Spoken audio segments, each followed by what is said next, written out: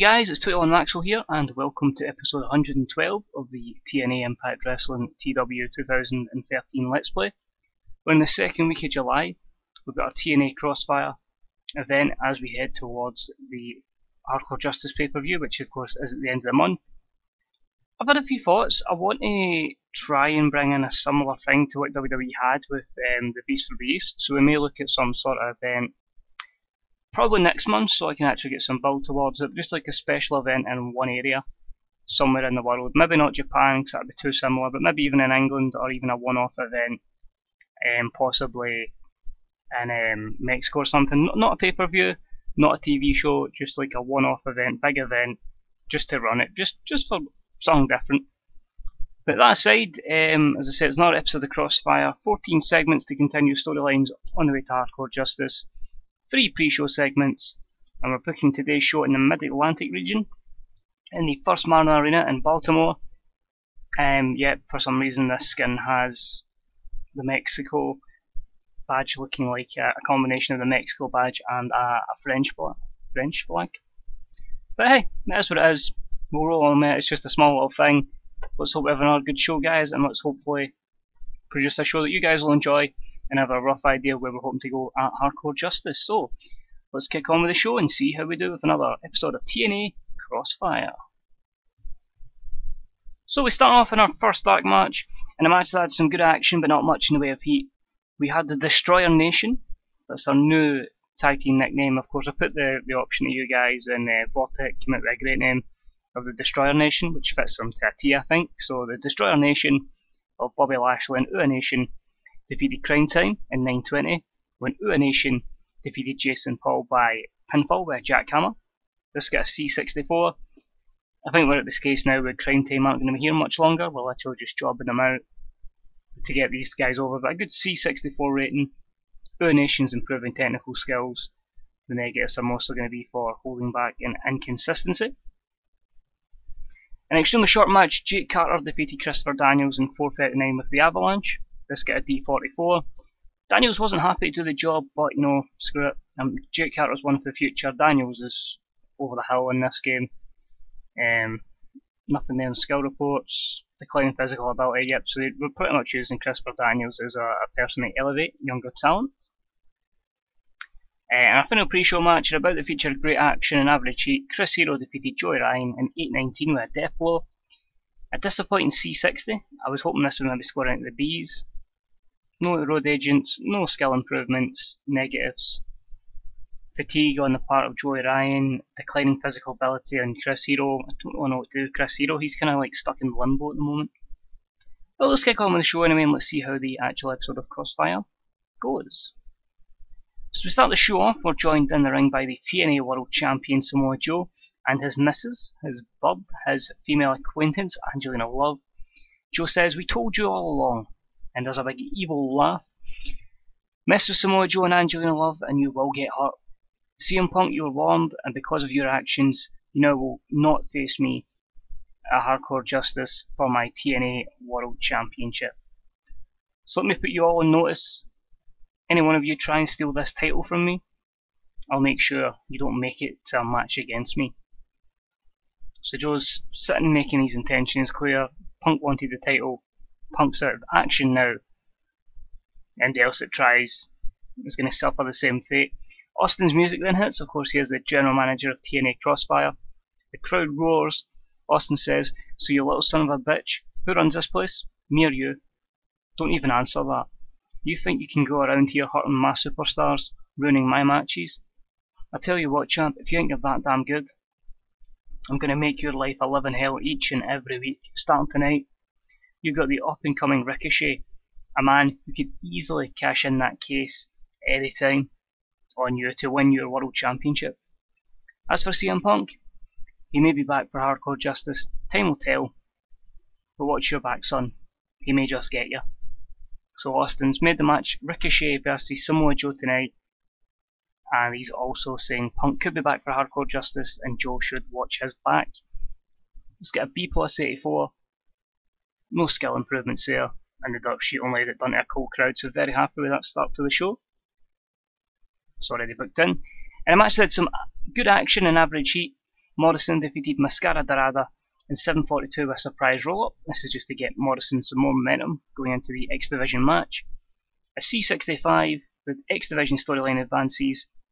Morrison improves his technical skills and Mascara Dorada improves his rumble skills, so very happy with that. Far too many negatives there, including poor gimmicks on both guys, so I'm probably going to work on the gimmicks. I don't know if that's maybe a case of because we've changed to a more pop company, but gimmicks will come more into play, because obviously it's changed how fans view gimmicks, but we shall see. We then have Striker and Tenay hype up two massive matches for tonight as Ibushi takes on Koslov and Romero takes on Shinsuke. However else MD pronounces it, I pronounce it Shinsuke Nakamura in an unbelievable double main event. I got a B-77 and the tag team champions of the world storyline progresses, because that is both members of both tag teams. Oh, that's really disappointed. Oh, and about it featured great action and a good crowd. Hawkins defeated Adam Cole in 9:42 by pinfall, following interference from Chris Jericho. Really disappointing 61C. I expected this to hit the B-minuses with the feuds they've had in the past. I'm in the fence with Hawkins of what to do. Like, sometimes I want to push him, sometimes I think, oh no. But he is only 31, so the future, there's a lot of years ahead of him. So we might look to repush him, but this was really to further the storyline between Adam Cole and Chris Jericho. Jericho mocking him as well. Adam Cole improves rumble skills. Negatives are for inconsistency, poor gimmicks, and both guys holding back. After the match, Hawkins scampers up the ring and celebrates with the fans. Jericho looks on laughing at an incensed Adam Cole, who is furious. He takes a mini tantrum with Jericho continuing to laugh at the breakdown of Adam Cole. It's just Jericho again, making up for the revenge of what Adam Cole has done to Jericho in the past. B79 continues this feud on. Let's check dirt sheet, push poor gimmick, so that could have maybe even went to a B-, but pretty decent. And hopefully it helps elevate Adam Cole in the long run. In a match that had some good action but not much in the way of heat, Celeste Bonin defeated Melissa in 7:14 by pinfall with a wedgie flatliner. C-58, just building Celeste up for the women's division. Negatives, not actually that many, just for low momentum in both knockouts, holding back, so happy with that. We then have a small vignette with Divine Entertainment. Johnny Divine says the future is now, and he highlights basically the guys under his tutelage, which is Pinky Sanchez, Marty Scurll, Jonathan Gresham, Jesse Sorensen and Jake Carter. Only need 26, but again, once these guys get a bit over this will slowly and surely build them up. We've got to put them on television to get them over in the first place, and it'll be a long build for them anyway. Then in an extremely short match, EC3 defeated Rhino in 5:17 with a headlock driver. Considering it's a squash, a B-72 is very good. So well done to Rhino, who improves technical and performance skills there and gives EC3 the win. So very happy with that. All negatives mostly seem to be Rhino. But that seemed to be a perfect length of match for EC3, a very short one. EC3 then cuts a promo. I don't know why I said we're treated as an appearance, he's already got a match, but he's got a promo. He takes the mic and says, well, it seems that you good people are being continually deprived of a major EC3 match. Don't get me wrong, Rhino's a hell of a competitor, but I need that massive match. You people deserve a massive EC3 match, but who? Who's left? Everyone's out there fighting each other. Who's left that can help me reach the top, take me to the pinnacle of this business? Sheriff Stone Cold Steve Austin comes out again as general manager and says, EC3, you're a hell of a talent. Your auntie's certainly done right by giving you an opportunity here in TNA, and you've certainly ran with it. But you're right. You're at that level now where the title is so close to you. So I've got a match for you. Let's see how good you really are. A Hardcore Justice. I'm going to give you the man who retired Kurt Angle. A Hardcore Justice. It's the future. EC3 versus the man who runs the place, Taker. Good luck, kid. So everybody else, as I say, is already in feuds. EC3's got nothing. It made perfect sense to go EC3 versus The Undertaker, or Taker, at Hardcore Justice, and B plus 88 rating, and it's just continuing the continual growth of EC3, so delighted with that. Oh, this bombed. And about the featured great action and a good crowd, Alex Koslov defeated Kota Ibushi in 13-18 by pinfall. D+53. How? Both guys are insanely over. Kozlov's in the 70s, Kota's in the 80s. How did that only get a D+? The Tag Team Champions of the World storyline has advanced. No skill improvements. Lots of negatives. Fatigue. Stamina, inconsistency, stamina for both guys. Maybe they're better suited to the tag team division, but really unhappy with that. That should have been a much better match. Lesson learned, don't put those two together again. That was a colossal flop there. Next up, Father James Mitchell cuts a promo / vignette. He says, life is full of happiness. For some it's quiet, relaxing and boring. But for me it's all about pain. Pain we can inflict on anyone. For 2-3 years now, the wrestling industry has become stale, boring. Where's the violence? Where's the gore? Where is hardcore? Hardcore is what Bram brings to the table. This is your next monster. Prepare to be frightened, because you can't handle this fear. This is Bram. So a James Mitchell promo then, hyping up his client Bram as the next face of hardcore. The next monster in TNA Impact Wrestling.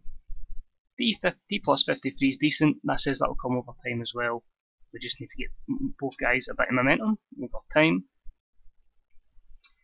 And about the featured great action and a good crowd, Samoa Joe then defeated Ricochet in 2002 by pinfall after Angelina Love interfered. Just a B-76. Hope this match would have done a bit better. Joe was off his game, the announcing quality wasn't up to the same standard of the match. Samoa Joe improved his performance skills, as did Ricochet on technical. The plan of this match was really to let Joe win, but have a good opportunity for Ricochet. Keep it kind of even, and maybe even get a wee bit of overness on Ricochet, but not to be both guys' inconsistency, or holding back, inconsistency Joe. Could have been better, I suppose, but you know, it could be a main event match in the future, so we'll have to hope those ratings get better down the line. Next up, we see a short video of CM Punk. It's basically the aftermath of last week's brutal attack by Joe and the EMTs putting him into the ambulance very slowly. Tenay and Striker wish CM Punk the best in his recovery. This was a B78. Nothing really said about that segment apart from that it was short. In the main event match, pretty decent, and about the featured great action and great heat from the audience. Rocky Romero defeats Shinsuke Nakamura in 14:37 by pinfall. This got a B83. Absolutely fantastic. Does the job. It highlights the tag team division as well. Obviously, down the line these guys won't be in the tag team division, but I really want to try and push the tag division as well. Get the prestige in the belt. Just say delighted that they've managed to do that in a good main event match, and hopefully we can get a decent rating without Punk on the show. No skill improvements. Dirt Sheet was just holding back, and chemistry. But excellent there. Great match between these two. Delighted with that. Hopefully we can maybe squeeze a B80. B81. Excellent. Unfortunately we don't gain any pop anywhere, but still a B81, considering we didn't have a CM Punk match, is certainly a step in the right direction. And hopefully we can continue on from there. So thank you for tuning in, guys. I hope you enjoyed this episode. If you liked it, please leave a like. If you get any comments, please leave them in the comment section below. And until next time, which will be an episode of TNA Impact Wrestling, we are slowly but surely getting towards hardcore justice. So hopefully, you know, we can put a good card together, and hopefully you guys will join me for the journey to get there. But until next time, it's 21 Maxwell. I'll speak to you all real soon. Bye bye.